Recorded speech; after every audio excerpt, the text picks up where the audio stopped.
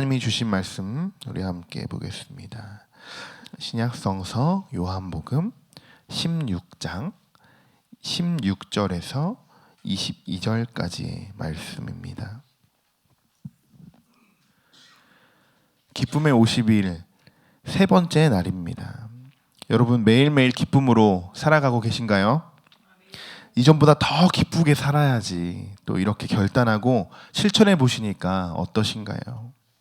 생각보다 기뻐하는 것이 쉽지는 않다라는 것을 느끼게 되실 것입니다.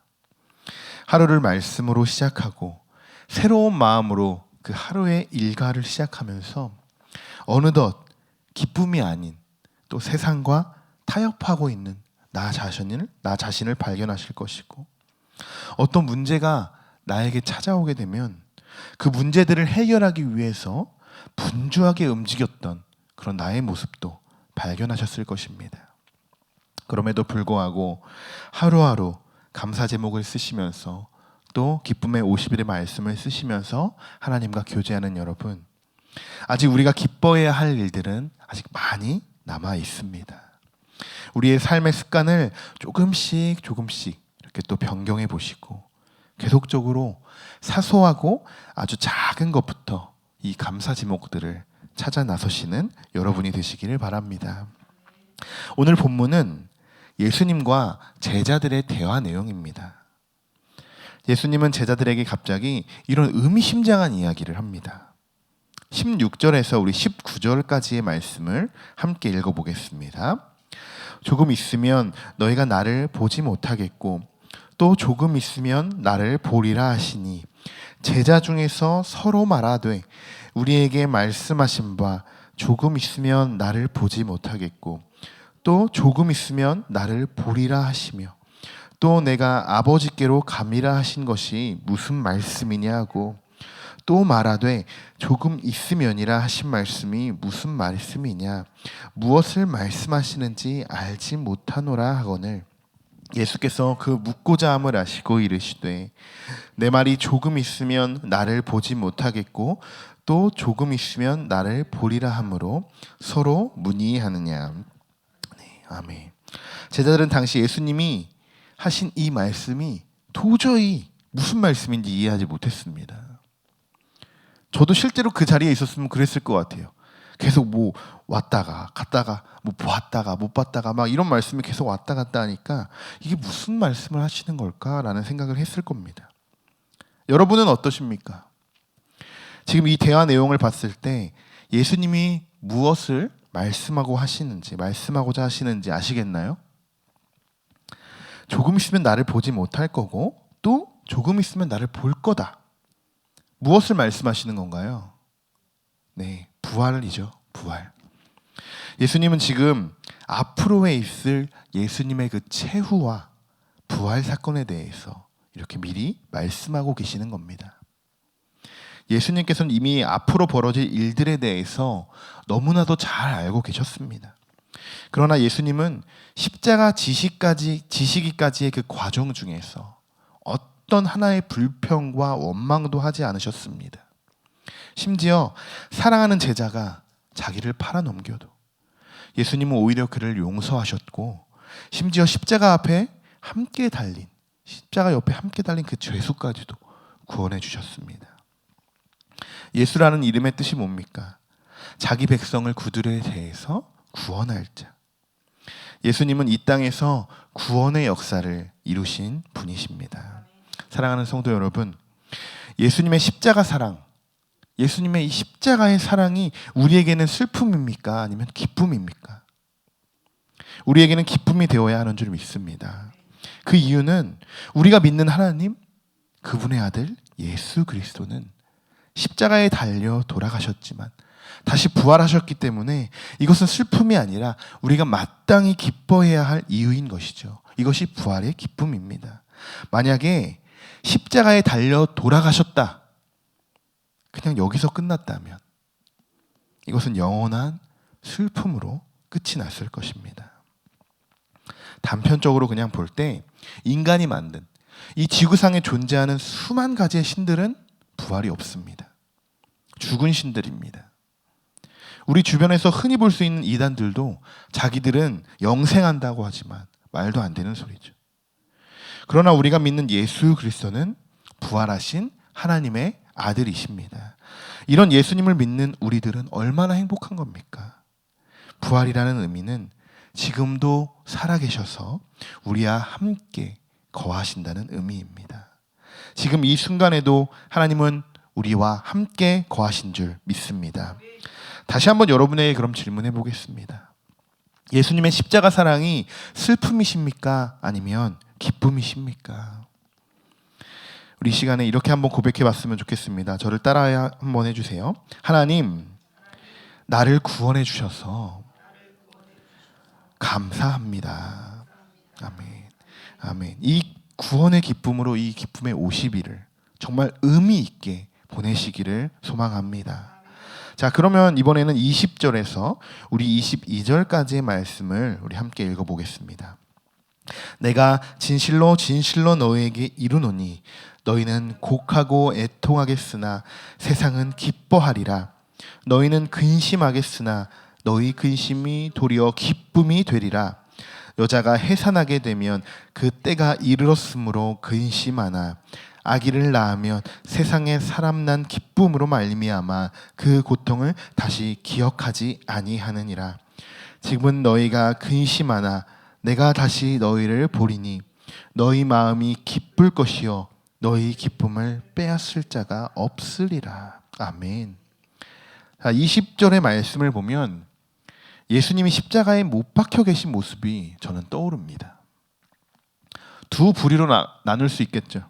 오늘 말씀처럼 곡하고 또 애통하는 자들, 이들이 우리가 되어야 하는 줄 믿습니다. 죽음이라는 것은 당연히 슬픈 것입니다. 어느 누구가 엄숙한 장례식장에서 웃고 떠들 사람이 있겠습니까? 나와 전혀 상관없는 사람이 이 세상을 떠날지라도 죽음이라는 그 현실은 너무나도 가슴 아픈 현실이라는 것이죠. 예수님의 고난의 역경을 지켜보던 사람들은 근심 속에 빠지게 됩니다. 그러나 그것도 잠시 그 근심은 기쁨으로 바뀌게 되죠. 무엇 때문에 근심이 기쁨으로 바뀌게 되는 건가요? 부활 때문입니다. 이것이 세상 사람들과 우리들의 차이점이죠.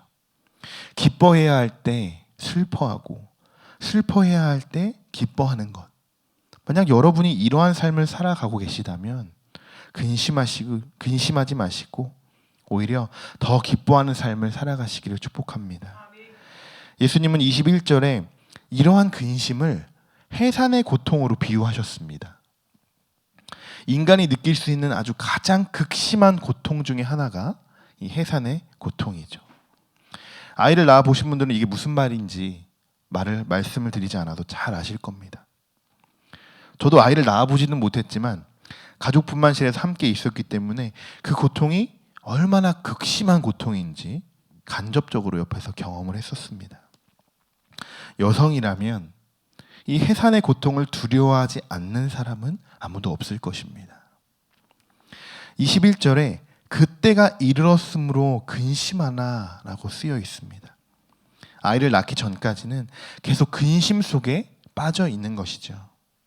그러나 이 근심이 언제 해결됩니까? 아이를 낳으면, 세상에 태어난 그 아이를 바라보면 지금까지 있었던 근심은 싹 사라지게 됩니다. 그리고 하반절에는 이런 말씀이 있습니다. 아기를 낳으면 세상에 사람 난 기쁨으로 말미암아 그 고통을 다시 기억하지 아니하느니라. 자, 첫 아이를 출산하신 분들은 하나같이 이렇게 말한다고 합니다. 둘째는 없다.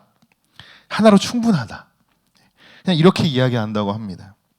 그러나 이 아이가 자라는 것을 쭉 지켜보면서 불과 몇 개월이 지나면 언제 내가 그랬냐는 듯 해산의 고통을 잊어버리고 또 둘째를 가지게 된다는 것이죠.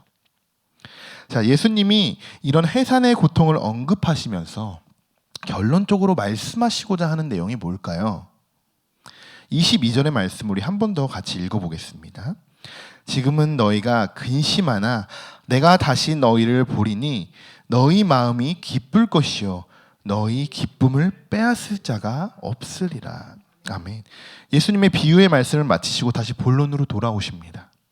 이 말씀을 쉽게 풀어보면 이렇게 됩니다. 지금은 나의 십자가의 죽음으로 너희가 근심에 빠지게 되지만 내가 다시 부활할 것이다. 그리고 너희와 함께 있을 것이다. 그리고 너희 마음에는 기쁨이 찾아올 것이고 그 기쁨은 누구도 빼앗을 수 없는 영원한 기쁨이 될 것이다. 바로 이런 말씀입니다. 자, 우리가 이것을 마지막으로 우리의 삶에 한번 적용해 봅시다. 여러분은 날마다 예수님의 십자가를 지고 가고 계십니까? 오늘 하루 동안은 여러분이 마주하는 이 모든 일 가운데 예수님이라면 어떻게 하셨을까? 예수님이라면 이런 상황에서 어떻게 하셨을까라는 질문을 꼭 던져보시기 바랍니다. 그리고 감사하지 못하는 이 상황일지라도 그냥 계속적으로 감사합니다. 그냥 감사합니다. 이렇게 고백해 봤으면 좋겠습니다. 우리가 그렇게 고백할 수 있는 이유는 여러분 안에 거하시는 예수님이 여러분에게 기쁨을 주시기 위해서 지금 일하고 계시기 때문입니다. 22절에 예수님은 이렇게 말씀하셨습니다. 너희 기쁨을 빼앗을 자가 없으리라. 오늘도 주님께서 주신 이 영원한 기쁨을 누구에게도 빼앗기지 마시고 기쁨으로 충만한 하루 보내시길 소망합니다. 오늘 하루 여러분의 삶에서 일어난 그 모든 기쁜 일들을 감사 노트에 한번 적어보시고 또 이 기쁨의 50일 이 노트에 오늘 말씀도 또 적어보셔서 하나님이 여러분에게 주신 기쁨은 어느 누구도 빼앗을 수 없다라는 것을 한 번 더 기억하시고 더 많은 기쁨을 주실 수 있는 분도 하나님이시다라는 것을 기억하시면서 오늘 하루도 기쁨의 하루가 되시기를 소망합니다. 함께 기도하겠습니다. 십자가의 고통은 우리에게 슬픔이었습니다. 또 근심거리였습니다. 만약 예수님이 부활하지 않으셨다면 우리는 저주의 삶을 살았을 것입니다. 그러나 예수님은 다시 부활하셨습니다. 지금도 살아계시고 우리와 함께 거하십니다. 우리를 구원하시고 다시 부활하신 예수님 감사합니다. 우리는 이제 그 부활의 기쁨을 누리고 살아가겠습니다. 부활이라는 그 자체는 우리에게 멈출 수 없는 기쁨이고 누구도 빼앗을 수 없는 기쁨입니다. 이런 기쁨을 가지고 오늘 하루 감사하는 삶 살게 하시고 어려운 상황 속에서도 근심하지 않고 예수님은 어떻게 하셨을까?